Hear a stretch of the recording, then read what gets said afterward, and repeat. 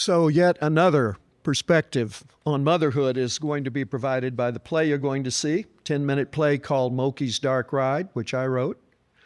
It was produced by the Rooftop Players in Manassas, Virginia. Ellie and I went to see it about a year ago today, as a matter of fact.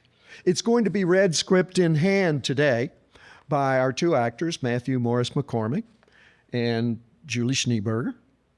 And we hope you enjoy it.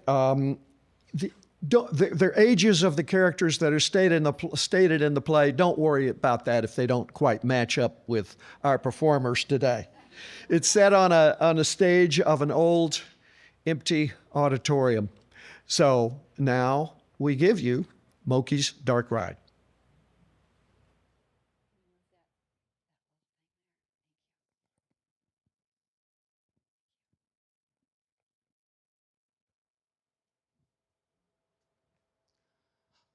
Ms. Roberts? I'm Roger Stanley, First Church uniform auction, online service auction.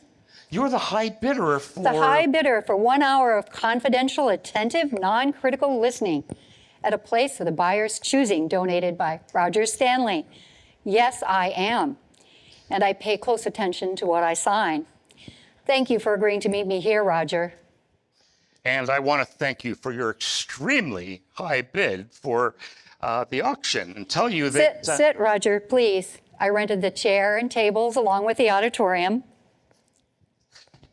Well, I just wanted to add that if you decide you'd like some information on joining our church, I could mail it.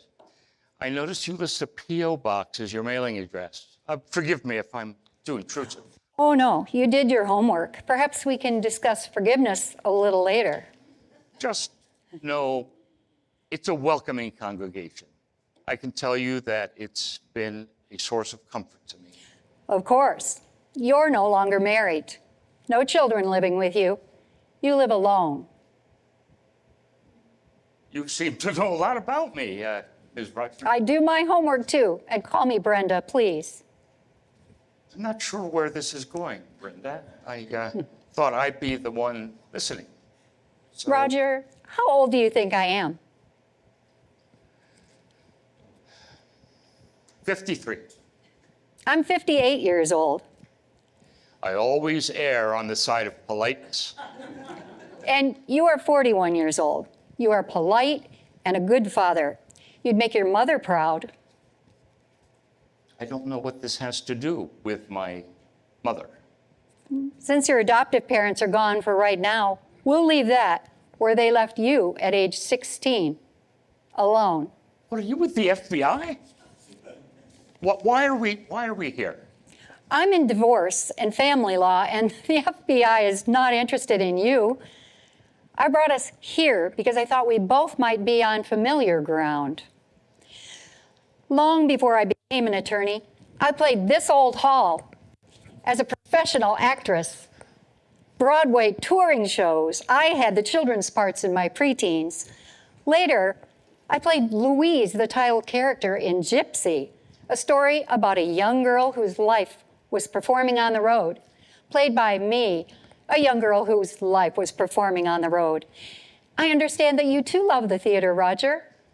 I've done some acting with the community theater here, but I'm sure you know all about that. I do. The theater, it gets in your blood, doesn't it? Blood? All right, I think I know where this is going. I'll make my mother proud. And our age difference, what, 17 years? So now you're probably going to tell me that you are old enough to be my biological mother. Is that what this is about? Because even if you are, I'm not... Hold that thought, Roger. I'll explain. I promise, but first you get to sit down and listen. I am the high bidder on that certificate in front of you, am I not? Now, listen while I take us for a ride. Close your eyes, please. Think of this as a sense memory exercise from a professional actress. Closed? Thank you. Good. So our goal here is to shed some light on our mutual journeys and how we each got to this point, and possibly create joy on stage along the way. That was my challenge when I played Louise in Gypsy, creating joy in an otherwise sad young girl. My director said the memory of a truly happy time can lift you into the joyful moment you need to portray. First, a confession. I struggle with joy, Roger. But still, I try to conjure up an image of a happy time. Like this. I come home from a road show. I must be about 12 years old. My mother hasn't seen me in 2 months. She's feeling guilty. So she takes me out to Fun Fair Park. Let's walk down the midway, Roger. Smell those corn dogs. See that raft of tickets around Mother's arm? And the candy apple she's holding in her hand. Good. Because now we're going to get on that ghost train right over there. The one that runs through the broken down old spook house. The sign on the entrance says, Mokies Dark Ride. Let's step into the rusty gondola car. Hear it creak? And wouldn't you know, halfway through the ride, the ghost train breaks down. Pitch black. No one else on the train. No one is coming for us. Now, before the ghosts get us, let's climb out through the sticky cotton candy popcorn-coated mess under the greasy gears, out into the daylight. Oh, look. There's Mother in the beer tent with her new friend. She must have forgotten where I was.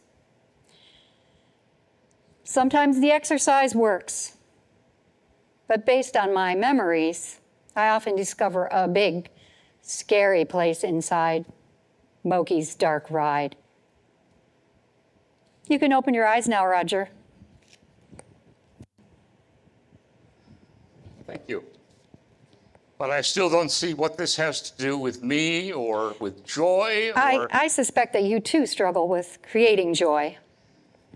So I'm sure you'll explain that, just like you've promised to explain everything. You too lack happy memories with your mother. Understandable. That could be the reason you seek comfort at church or in some of those other places you frequent.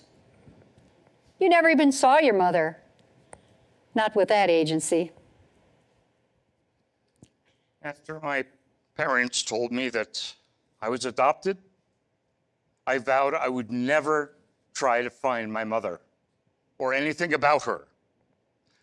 That includes whatever we are doing here today. Despite the fact that you don't even know what she looked like, Roger, what her perfume smelled like, and No. what would she have thought of you? Did you ever at least wonder? No. No. Oh, I think you're wondering right now. I wasn't allowed to be with my son after I signed the papers when I was 17 years old. They said, you can see him again when you come back to town. That's why I read everything I sign closely. That's why I studied the law. And apparently, you studied arithmetic. 58 minus 41 equals 17. You do the math, Roger. You wonder. I wondered for years about my son. But since I became a partner in a law firm with the best research department in the state, I've been able to find out some helpful information. And that gives you some power over me based on what you have, what you found out? Maybe it's really all about what you find out, Roger, or need to know.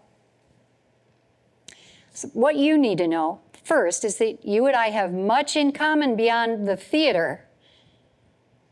You lost a mother. I gave away a son. And so now you know something about me, and you have something to remember me by. What I look like, the sound of my voice, and the scent of my perfume. It's called joy, by the way.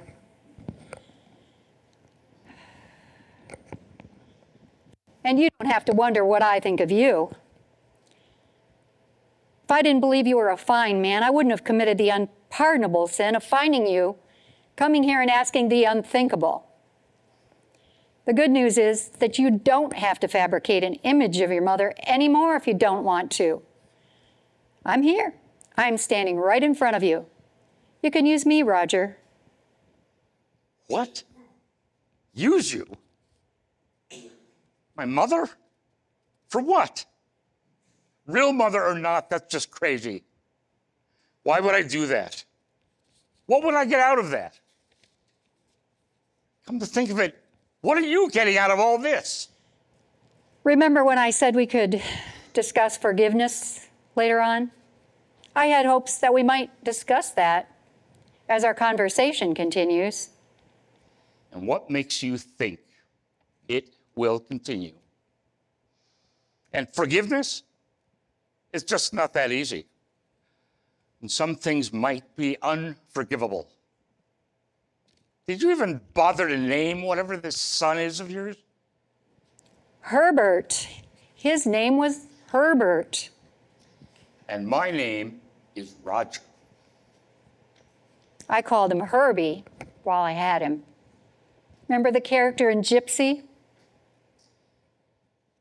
Gypsy, yes. I wanted to play Herbie when I did it here. And I gave such a great audition for that show. Of course, well, you know that too, don't you? You and your research department. But you might not know that that audition was true joy. On stage, for me. I'll bet you didn't know that. No one I cared about knew, or was there to see it, listen, or come home to. Roger, I know I come off like a trial lawyer breaking down a witness. I have no idea how to talk to you like a mother. I'm fresh out of milk and cookies. But I do know how to listen. I've done that for clients throughout my career. Listen when they have no one to come home to. I know how to be in their corner. I know how to give them power before estranged or lost family members or before the mirror. Some of them even rediscover who they really are during the process. Some of them even rediscovered joy in their lives. It's a difficult thing, isn't it? Creating joy on stage or sharing it with someone else, especially when you're alone. Wouldn't you agree, Roger?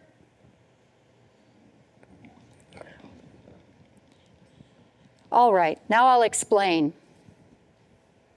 I'm not your biological mother, and I'm sorry to be the one to tell you, Roger.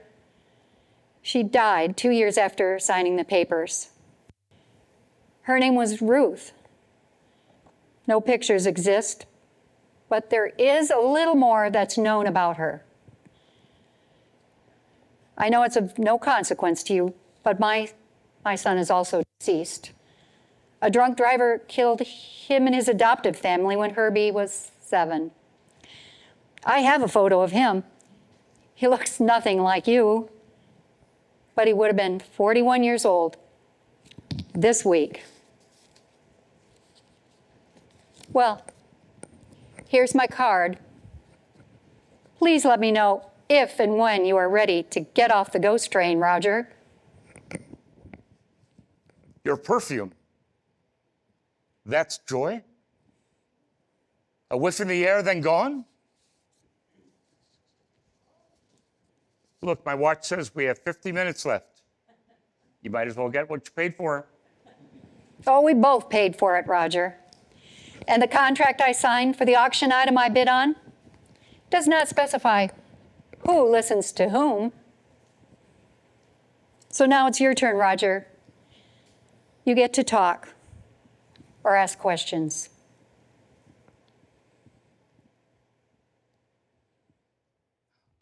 Ruth. You said her name was Ruth? And you said that more was known about my mother.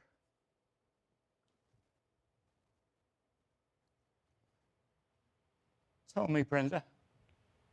Please. Black act into the play. Let's give our actors a hand.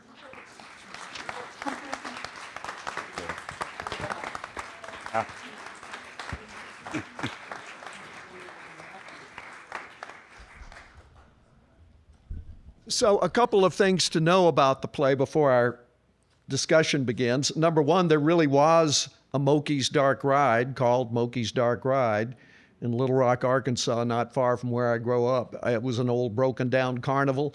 I would go over there and look at it. I loved the title of the ride, but I never had the courage to go on it. Not because I thought there were ghosts in there or anything. I was just scared it was going to break down. So it was pretty rickety. The other thing is, this play is based on an idea by Matthew Morris McCormick, who I guess about 6-7 years ago donated to our service auction 1 hour of non-critical listening up for bid. I don't think anyone bid on it, but I heard it and thought, what could possibly go wrong? Or right. So I wrote a play combining Mokie's Dark Ride with that idea. I don't know why these things run together in my head. But thank you for listening, and glad you had a chance to listen to some of the themes in this play, and that's kind of what the discussion will be based on.